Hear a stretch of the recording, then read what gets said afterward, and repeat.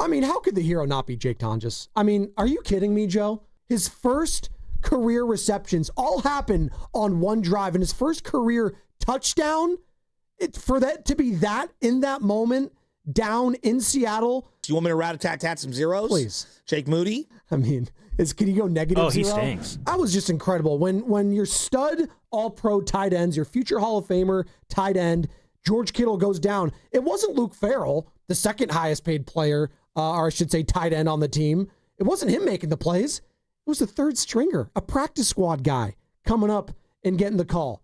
Jake Tonges, he's my hero of week one. How could he not be? Christian McCaffrey's got to be my guy. Yeah, I mean, if you're going to take Tonges, which I'm totally fine with, I'm taking Christian McCaffrey. He played with heart yesterday that you wish every athlete played with. And there's a sense of pride when this guy goes out there to not just be good, to be great at every single possession. Look, he might have lost a slight step. He might have. Yep. He's still a hell of a ball player. He's a hell of a ball player. His jump cuts and some of his catches in traffic and his ability to contort his body and find a way to make things happen. He's an absolute stud. Well, I thought you and I talked about this the most this offseason. We both agreed that, like, he's not going to be the same Christian McCaffrey. He can't be the same guy as a couple years ago. Can he be, a slightly diminished version that's still better than, 75, 80% of the rest of the running backs in the league? Potentially.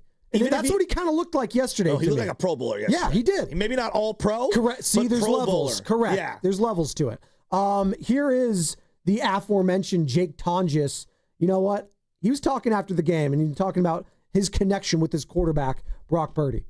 I had a corner curl route, and I kind of slipped a little bit coming out of it, but I looked back at Brock, and he started scrambling around, so immediate scramble drill, try and stay in bounds, try and beat your guy. I saw him throw it up. I wasn't sure if he was throwing it away or whatever, but I just tried to cut underneath the corner right there and high point it and come down in bounds. What a play. It's incredible, and he actually talked about that type of play and situation. They were doing that in practice.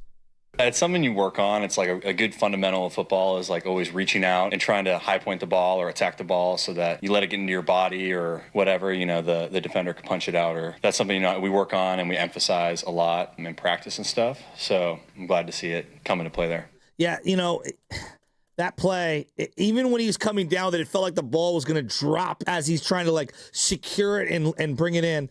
Just incredible. I know it looked like the catch, the way Dwight Clark kind of came out of nowhere.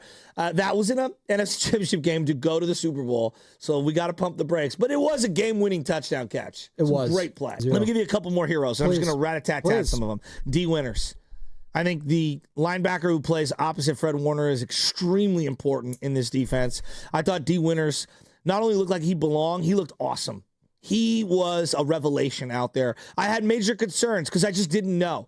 And it looked like he was everything I wanted and then some. He had a couple tackles for loss yesterday. He set the tone physically, I felt, at multiple times. I think there was a point where I said, this Niners run defense looking a little sus. And then immediately when I said that, D. Winters explodes, makes a tackle for loss. He looked incredible yesterday. And again, not to say he could replicate what Dre Greenlaw did, but he can control kind of that swagger a little bit. He can provide that at times, and that was really what was missing last year. Not only did Devondre Campbell just stink in general when it came to blown assignments, he looked slow, but it was just the overall lack of it felt careless at times, and it came to a head when he just quit on the team.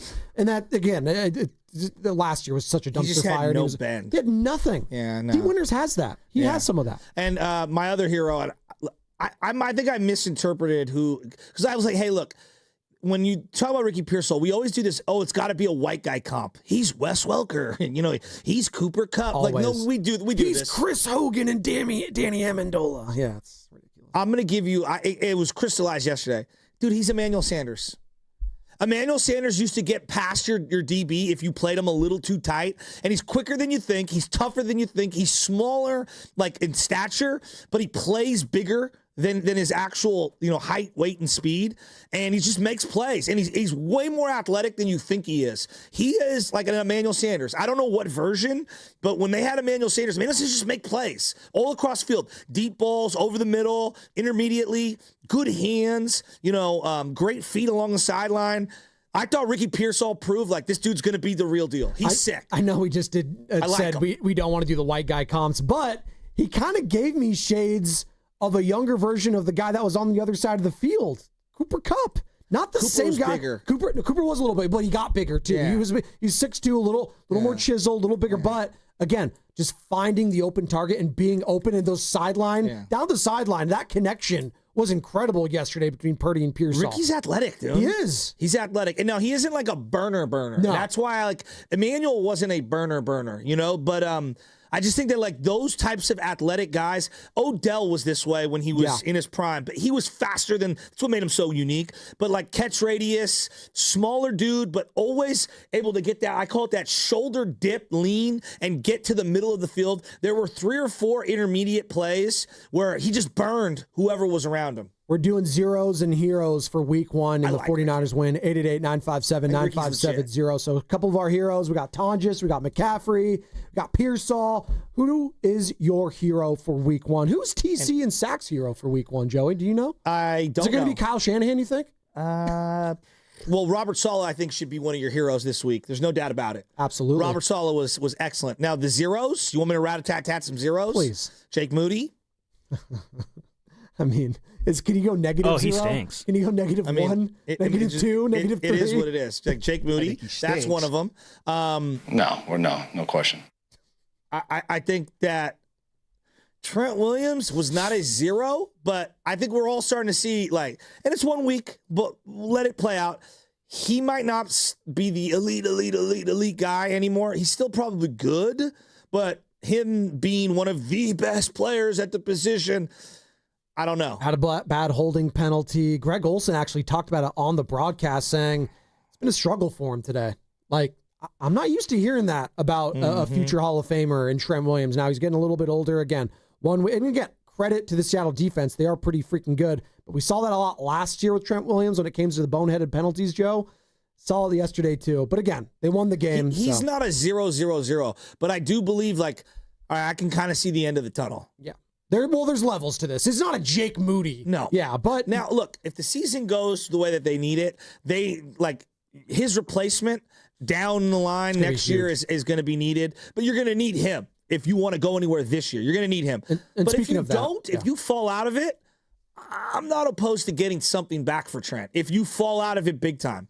That's interesting. And now just file that away for later. No, that's fine. We're way too early. And by the way, the latest news coming out this morning is on the other side of that tackle position, the right tackle position, getting solidified as Adam Schefter of ESPN reported a 3-year, $45 million contract extension for one Colton McKivitz, $27 million guarantee. Speaking of, do you see anything Colton McKivitz yesterday? A little, just.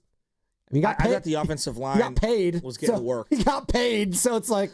I thought the first half, I think a lesser quarterback instinctually and IQ-wise would have been destroyed yesterday in that first half. I thought Brock Purdy, again, the numbers aren't going to tell us, and I thought the numbers were still okay towards the end, 26-35, 277 yards, 2 touchdowns, and 2 picks. But to your point, I thought there were some cerebral plays that lesser quarterbacks throw picks or pick sixes potentially on. The Pearsall plays are going to stick out. The Tonges plays are going to stick out. My favorite play of the entire day for Purdy was on the 4th and 2 when they could kick like a 30-something yard field goal, 40-something yard field goal. They're at the 30. What are they at, the 32? Okay. It's 4th and 2, and they go for it. And Hike, he looks around. He goes, boom, boom. I think he's looking at least 2 before he even gets to Tonges. Maybe it's only 1. But he climbs in the pocket subtly and throws one to Farrell, not to Tonges, Farrell. And Farrell catches it after getting smacked by multiple guys. And they move the chains on 4th and 2. I thought that might have been his best play of the day.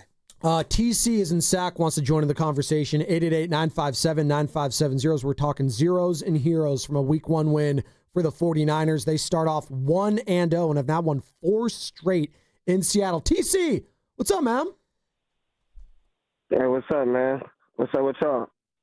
Joe, what's up, man? What's up, dog? Top of the morning. Hey, okay. The win was nice, right? I mean, Salah, that was a chess match with him and McDonald going back and forth. I like to have Salah back in the building, right? But the game it wasn't a blowout, and it wasn't the Niners won, we came back. No, we didn't, bro. That was like a bang bang lucky play, right?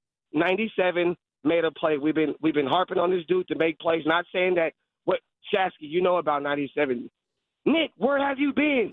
Nick, you stood up yesterday, bro. You pushed the tackle into Sam. Sam arm fell, and it was a fumble, bro. They were about to score. What were they at, the 15, dog? So I'm not going to come back look at this game. It's a win. So I'm not going to get on here and, like, poo-poo on it. But at the end of the day, bro, that was a lucky play. TC, but you are. Hold but on. TC, you're not going to poo-poo it, but you are. How is that lucky if he's a former DPOI? Like, it's lucky if it's this guy's, like, only play he's ever made in his career. Yeah, if it's Rudy. But Bosa's literally done this. He did that but he did that in Vegas a couple years ago. Remember that? When they benched Derek Carr and they went to Jarrett Stidham, and he pushed the tackle right back into him, and Jarrett Stidham made an interception. Like, these things happen. Bosa's done this before, TC. I know he has, though, but we're not going to get on the airwaves and act like, oh, that was supposed to happen. Like, it was a bang-bang play. If that didn't happen, bro, in my opinion, Sam was finna score, bro, and we was going to lose the game. If Chris Jones makes that play, we're talking about Chris Jones the same way we are today about Nick Bosa. If Patrick Mahomes had made that throw. What? He made it. 97 made the play, bro. That's it. He made it. Thank you. Hey, man, stop with the salt so early in the morning, man. Maybe mix in some sugar. Hey, TC, how did Purdy look? You know me. Hey, Joe, you know me. Spadoni, you know me too, bro. I'm not going to ring y'all, but you know where I'm coming at, big dog. They won the game, though. So I'm going to leave it at that. Was there anything that made you happy? I told you, Robert Saleh. Okay. How did Brock look? TC. Early. Brock, talk about the quarterback. Brock, talk about the quarterback. How do you look? Brock that was a bad pick when he just threw it up. And honestly, if you really want to talk about Brock, that last by Tonges, he just threw that up. I thought it was an interception at first. I know you both. We all did. Yeah, we all did. Too. But listen, he made a heck of a catch. But didn't he just throw that up in the back of the end zone, or was that anticipation? Let me know. You got to let your playmakers make plays, TC. I thought he was trying to make a play on third down. I don't know. Like it's. Thank you, TC. I don't know what else to say. Like, I think sometimes you just got to throw it up. Hey, you know we're back when we got Robin Sambruno and TC in sack. This is so good. I'm just waiting for Brian in Palo Alto to say I told you so about Jake Moody. He tweeted me 50 times yesterday. Look. Can we just have this same conversation? He did have a couple of awful throws. Those everyone acknowledges. Yeah. And you can't turn the ball over. We know that. In a game where you're in the red zone and you have no Kittle, and you have no Jennings, and you need a touchdown because you literally do not trust the kicker to hit a chip shot. Did you? I didn't trust. Did you trust him? After the first one, it was over. Okay. It was night-night. Even though he tied the game. The broadcast didn't trust him. I didn't expect him to tie the game. I wanted a touchdown. I wanted them to go for 6 there. I'm not mad at Brock forcing it. Now, had it been an interception, we would be having a totally different conversation. I acknowledge it. I sound like I'm taking both sides of it. Sometimes you just got to throw it up, and you got to live with the results. And I was okay with it. I really was. I was okay with him just throwing it up. I talked about it earlier in the show, Joe. There is something to be said about, throwing it up there and trying to let your players make plays. I felt Sam Darnold didn't do that enough yesterday and was too risk-adverse and tried not to lose the game with his arm at times. 16-23, 0 touchdowns, 0 interception. It was very meh from Sam Darnold yesterday. You look at Brock Purdy and say, oh, he had 2 picks. He was horrible. He was awful. No, he was trying to make plays. And you know what?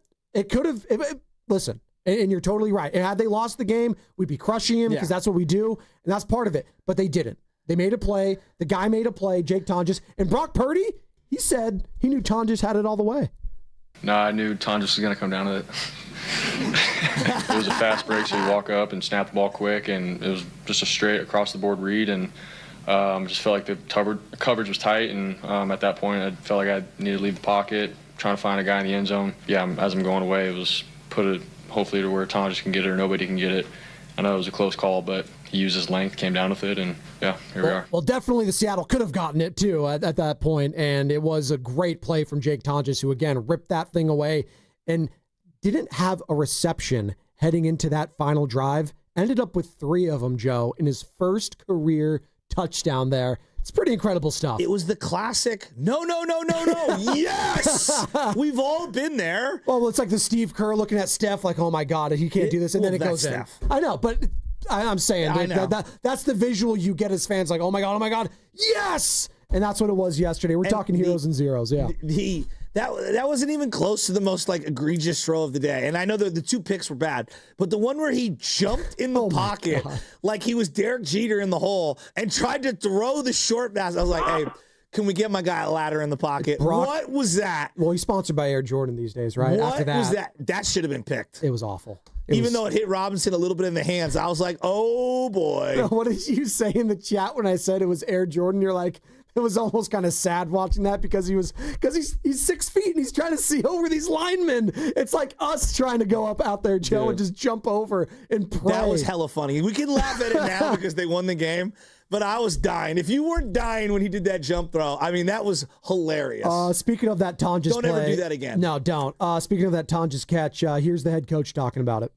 Oh, it was huge. I mean, it wasn't just that catch, but both of those tight ends, him and Luke, and Juice picking it up. Losing Kittle in that game was big for us. I mean, it was a huge part of the game plan, as you guys saw earlier. Had to mix some guys around, and those guys just stepped up big, man, and especially to end it with the game winner. Brock was 26 of 35, 277 yards, 2 touchdowns, 2 interceptions. And again, this was the perfect game to talk sports talk radio with. It really was. It had everything. It had performances from the quarterbacks. They had the good, the bad, the ugly. It's all around here. It was a divisional win. It was a win first and foremost. That's what we should be excited about today. I hear some trepidation. I see it on the Boxer and Gerson work injury attorneys text line. A lot of stuff to clean up. But I'd rather be talking about the stuff you could clean up in a win than in a loss. And give me an ugly win over a pretty loss, which, by the way, there's no such thing as a pretty loss. Do you think the Baltimore Ravens are feeling good this morning? No. After dropping 40 in Buffalo and losing? No, they don't. Again, you might come away from that game saying, oh, well, Baltimore still has action. They're coming away saying, like, well, how did we lose that game? We just lost to this team. We thought we were going to get revenge in the playoffs.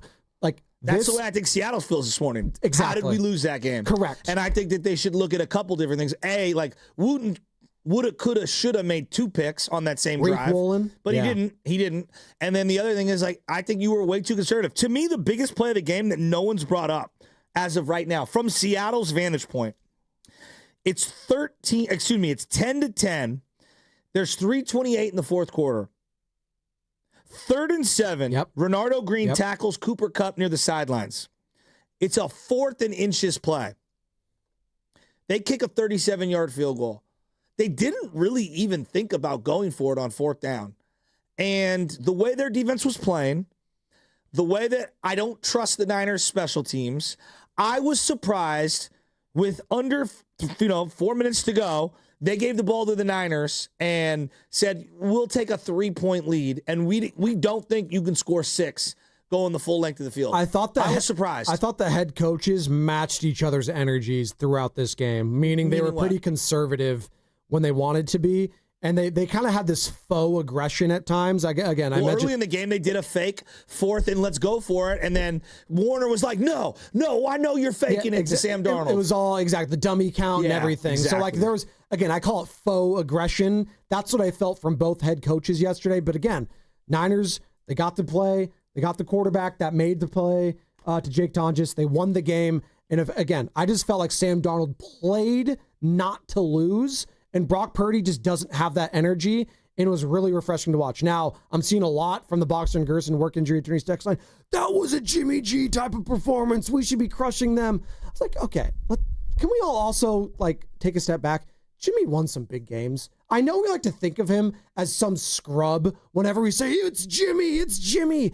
Yeah, there's going to be times when Brock Purdy looks like Jimmy Garoppolo. There's going to be times where Patrick Mahomes or these other guys look like Jimmy Garoppolo. Like, stop whenever we have interceptions in a game. It looks like Jimmy.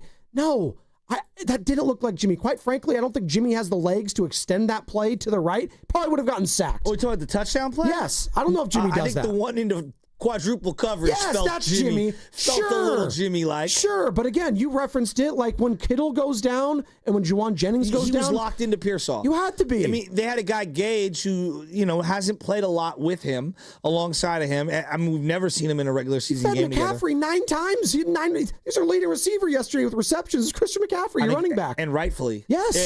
I agree with that, forcing the issue to those guys. And so the good thing to take away from this is that, Pearsall's clearly a trusted receiver for Brock Purdy. I mean, they should have scored a touchdown on the game-tying field goal. The play before that, Wooten got his hand on that ball on the outside. Purdy's got to rip that one in there. A little tougher, a more on the money throw that's harder placed. I think that's a touchdown to Pearsall. 888-957-9570. We are fired up after a week 1 win up in Seattle. It's a roller coaster. They won. That's exactly what I keep saying. Won. It was a roller coaster of emotions for fans right now. And I think some Niner fans, they're waking up not knowing how to feel. Well, actually, I know how they feel about one player and one player only. You won 6 games last year. Exactly. Who are we to wake up this morning and start scoffing at division victories? You know how many times they won in division last year? How many? They won 1 game last year in division. They were 1-5. And where was it? It was in Seattle. And it was when Debo went and high-pointed a ball early in the game. That was a 50-50 ball that could have been intercepted, and he ended up taking it to the house. Sometimes you got to throw it up. And by the way, this is the team that all but kind of ended your season, like unofficially last year, was when they came back and they had that final drive. And there is something about, I saw already from Saleh and in this first game that they adjusted on. Those quarterback scrambles killed them at times last year. And that quarterback in particular, Joe, you remember that final drive for Minnesota when they went down there and scored that touchdown. In Minnesota, Sam Darnold was scampering all over the place. He had a couple of runs to extend that drive last season. I saw maybe one run. I think he had like a 9-yard run. It was that one that was designed for him. He had 2 like that. Yeah, 2, but two bootlegs. And then there was like a 5-yard, and then there was the 9-yard. But outside of that, because one of them was designed, there wasn't this freelance. Felt like they kept him in the pocket for the most part, and that was a huge factor of this game. Because I know a lot of people are, it's Sam Darnold. No, he's mobile. Sam will kill you out there. He made some decent throws. A couple to Jackson Smith and Jigba on double moves where they were attacking up and south early in this game.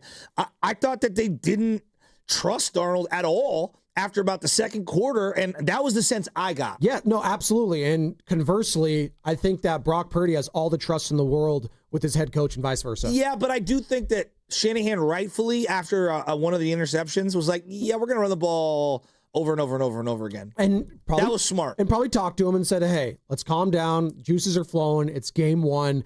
Hey, take what the defense has given you.